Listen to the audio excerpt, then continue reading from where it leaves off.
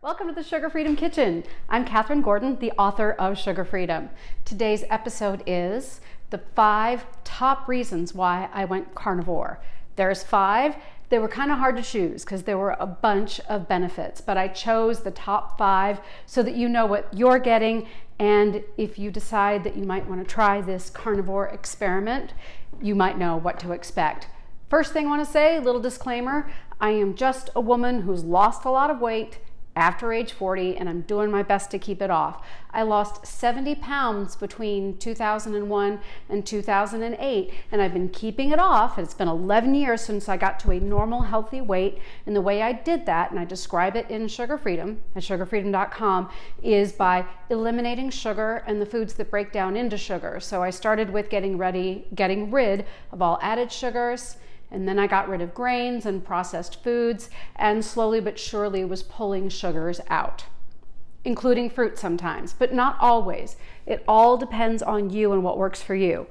That being said, once I went through menopause at 53 and I'm 55 now, I started to have a little bit more trouble with whatever natural sugars I was eating, whether they were coming from fruits or vegetables or things like that. So for example, your higher sugar fruits like Honeycrisp apples, things like that have a lot of sugar in them. Certain vegetables have more sugar than others. So if I took Brussels sprouts and I roasted them until they caramelized, that would sometimes cause me some problems.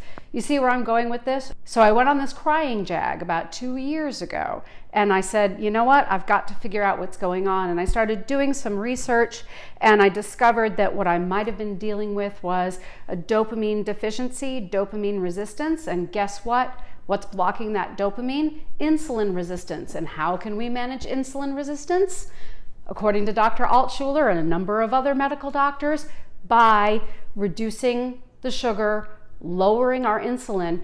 And Dr. Altshuler is a medical doctor, he's a psychiatrist, and he is the one who initially, his book that I read said, go ahead and just eliminate all carbohydrates, just eat meat. And so that's what I tried, and darned if it didn't work. The concept being is that as we get rid of the carbohydrates, as we get rid of the things that are causing inflammatory reactions, insulin sensitivity normalizes, mood normalizes. Not only did I start making more dopamine, but my brain becomes more sensitive to dopamine. Make sense? All right, let's get to the top 5. So I gave up, I first went carnivore in March of 2018. I was on Dr. Sean Baker's Facebook group, and I was like, you know what, I'm gonna give it a try. And it was working, and I was enjoying it. It's like, okay, I've been keto for a long time. We'll start with that. And then I was getting ready to go and sing at Carnegie Hall. Oh my goodness, so exciting. And I didn't just want to look my best, and fit into a really, nice black dress, but I also wanted my voice to be at its best. And if you're a singer, if you're not a singer, I'll let you know, reducing inflammation really is wonderful for your vocal cords and for your ability to produce sound. So I went carnivore to get ready for Carnegie Hall in March. Carnivore to Carnegie Hall, and it was great. It was an incredible experience. But what was interesting is that after that, I did a play, and one of the reasons why going carnivore and getting rid of sugar and getting rid of grains is so important to me is because I am a stage actor. So my body, my voice, these are my instrument. This is what I use to do my work. So I'm going to do whatever I can to make sure that that instrument stays in tune, so I'm not in pain and I'm not depressed, and so I'm motivated to do the work that I need to do. But this summer, I did a play where I played a pregnant character. So I was wearing, the big pregnant belly and everything, and allowed myself to gain some pounds, and decided, I want to tighten it up in order to get rid of the weight that I had gained as I was playing that pregnant character. Yay, good news. It did. It came right off. I, cut out almost all of the carbohydrates. I do still have some Bragg's apple cider vinegar, 2 tablespoons every morning. So that does have some carbohydrates, and I do still use some liquid stevia, and of course that comes from a plant. But the reality is that the weight came right back off. My waistline came right back to where it was before, all my clothes fitting again. But let's go into those top 5. And of course, when I post this, I'll tell you when the top 5 start. So if you don't want to hear the whole introduction, you don't have to. So here's where we begin. So number 5, sleep.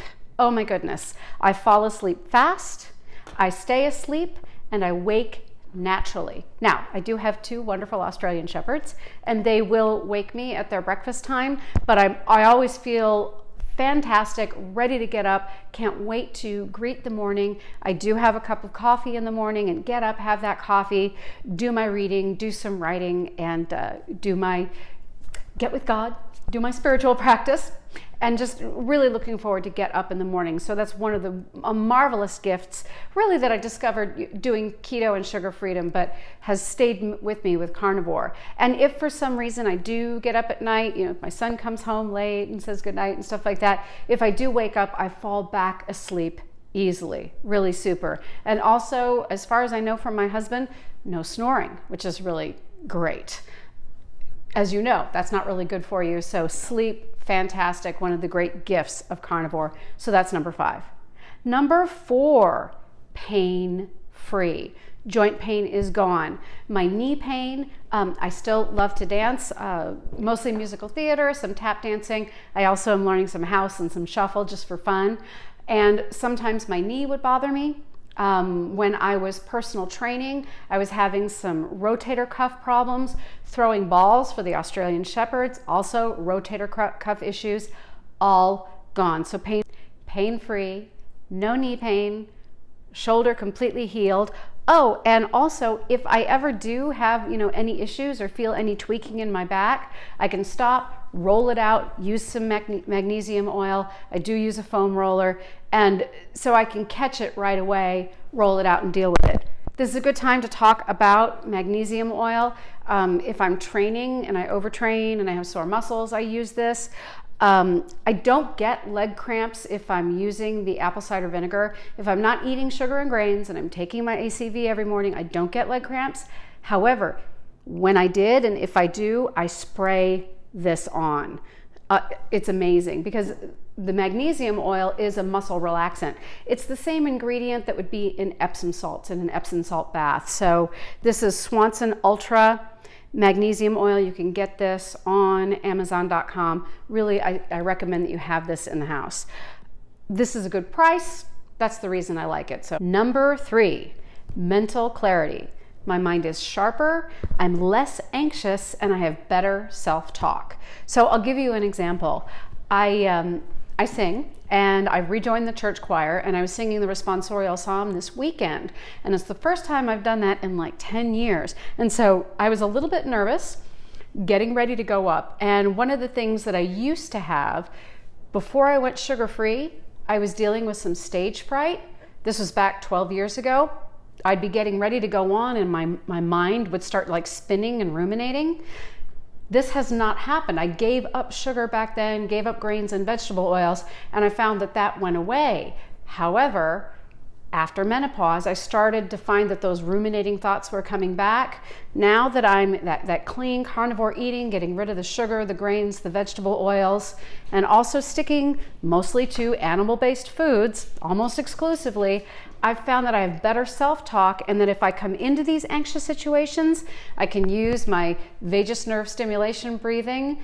I'll do another video on that, but it's a good kind of breathing that I can do to actually reduce inflammation and anxiety at any rate. And I also have much more positive self-talk. I can say, oh, I know what this is, but I'll take a deep breath. I know that I'm prepared, and I can get up there and do what I need to do.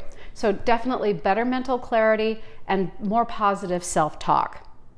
Number 2, motivation. One of the things that I noticed about 2 years ago is that I was starting to lose the willingness to do the things that I loved, things like drawing and dancing and singing and practicing music. And what I found out from Dr. Altschuler's book, and also from my studies of dopamine deficiency, is that dopamine deficiency reduces motivation. It's another It's another kind of way of saying that you're depressed. One of the signs of depression is when you stop doing the things that you love, or the things that used to give you pleasure stop giving you pleasure. That's a sign that something happening, that you're having some issues with depression. And what I found is that going carnivore, the sunshine has kind of come back out, and I've become much more willing to practice my piano, my singing, my dancing, and even a little bit of ukulele. So motivation has come back. For example, making these videos, I find that my motivation and my creativity much more consistent with making my videos, doing my writing, and that makes me really happy. And now we come to number 1, craving and hunger freedom. Free from cravings and free from hunger. I'm hungry twice a day. I'm kind of hungry. I get up in the morning, I have my coffee, I have my tonic. A lot of times I'll do some exercise. I always do some writing and some reading. And then about a couple hours into it, then I'm ready to eat, and I have a wonderful carnivore meal, which is typically 2 eggs, 2 slices of bacon, and some steak. It's not massive amounts of food, but boy, oh boy, does it keep me full and satisfied. And it tends to keep me full and satisfied for hours. Very often, typically I won't be hungry again until noon. One of the things that I have found that has worked really well for me, I do like a 16-8, 8-hour eating window, 16-hour fast window. And I have found that I have to be careful. If I undereat, sometimes I will get hungry later in the day. One of the issues with me in carnivore is like I'll have that breakfast, and then maybe I'll have a little something at 11 or 12, more like 11, but then I won't be hungry right at lunchtime, so I'll just skip it. But then sometimes I really will get hungry later on, and that's when things can get a little bit dicey, and I can start to have food thoughts about things that aren't on my carnivore, that aren't on my carnivore nutrition plan. So what I have found is that I can prevent those food thoughts by making sure that I'm eating appropriately within my window. And one of my secrets for that is making sure that I have something to eat right around 1:30, because then I am good for the rest of the day. A lot of people on carnivore are going to skip lunch. I skip dinner. And I think a lot of that has to do with my history in the theater. When you work in the theater, a lot of times curtain now, it used to be, curtain was at 8 o'clock. Now a lot of shows are going up at 7. I don't know anybody, well, hardly anybody, who wants to eat a big meal and then go on stage, sing, dance, act, any of that stuff. So I've always had a history since I started acting, really kind of back in my teens, of being like, oh yeah, substantial breakfast, substantial lunch, and then not eating too close to the time when I went to the theater. So it's just natural for me to skip dinner. Although I do know a lot of people who do keto or carnivore, they do skip a meal. They do either 1 meal a day, or they do 16-8, and they might skip breakfast. I just happen to not be hungry for dinner. And I mean, if I'm eating my good breakfast and I'm eating something at 1:30, carnivore style, that's it. I'm done. I mean, I am done eating for the day. And then I get to go on and do the things that I enjoy. So number 1 is freedom from cravings and hunger, which was the real serious problem that I had for years and years. It actually started, it started when I was just a kid. And it's so glorious to have a way of eating that allows me not to experience that suffering. I was on Twitter the other day, and I think it was Dr. J. Wrigley he'd put out a tweet that said, so you've gone low carb, keto, and now carnivore, you're still not losing weight, get help, check with a professional. I totally agree with him. If you're going through this process, I say, please go see your doctor first before you even go keto, because this is a powerful protocol. But people started to respond to his tweet saying, oh my gosh, you're talking about me, you're talking about me. I feel incredibly fortunate to be aware of the reason why I became obese. And it was totally because I was I was overeating, and I was especially addicted to sugar and carbohydrates, whether it was macaroni and cheese or whether it was cookies or ice cream. If it had sugar or it turned into sugar, oh my gosh, I couldn't stop eating it. You could get me started with bananas and grapes. Eat a banana and then I was off to the races eating every sugar and carbohydrate in the house. Just crazy. But I'm glad that was happening, because what that told me is that I had nutritional triggers that were leading to overeating. When I was a personal trainer, and I was a personal trainer for about 5 years working with people who were trying to lose weight, the toughest thing that I experienced and my clients experienced was legitimately honest to goodness clients who were not overeating, but who were still losing weight. And as Dr. J. Wrigley mentioned, this is probably dealing with some kind of hormonal deficiency. This is when you need to have, some blood tests and see a medical doctor. I was incredibly fortunate, and the majority of my clients were incredibly fortunate, because with them, there was overeating going on. And with me, I knew that I was reaching for sugar and carbs that was causing overeating, and it was the overeating that was causing the fat storage, along with a lot of other things, insulin resistance, low insulin sensitivity. So the food that I was eating was getting stored as fat instead of used as energy. So there I was, fat and starving, correct? Because I was officially obese for a number of years after my pregnancy. I want to do another video on what I have discovered about insulin resistance. My entire history of so many of the health problems that I have dealt with from childhood, eczema, gum disease, obesity, depression, pregnancy-induced hypertension. Guess what? It all comes back to insulin resistance. And pretty amazing to me that I'm just discovering these things at age 55. But you know what? I'm not going to complain. I've got a lot of living to do. I've got a lot of things that I want to enjoy and discover. My grandmother lived until she was 96, so who knows? I could have 40 more years to go. So I have a lot of time to enjoy this healthy lifestyle. Thank you so much for watching. I've got other videos that talk about the different foods that I eat. Sugar Freedom is available at sugarfreedom.com. It's only $9. I wrote it 5 years ago, and I really have drastically cut the price. It's gone from $27 to $19 to $9, just because there's so many books out there, and it is 5 years old. So I'm like, you know what? Get it. It's got all the food lists, and it describes exactly what I did to overcome obesity 11 years ago. And then this is, of course, moving on from there after menopause, going keto permanently, and then going carnivore. All right, have a marvelous day.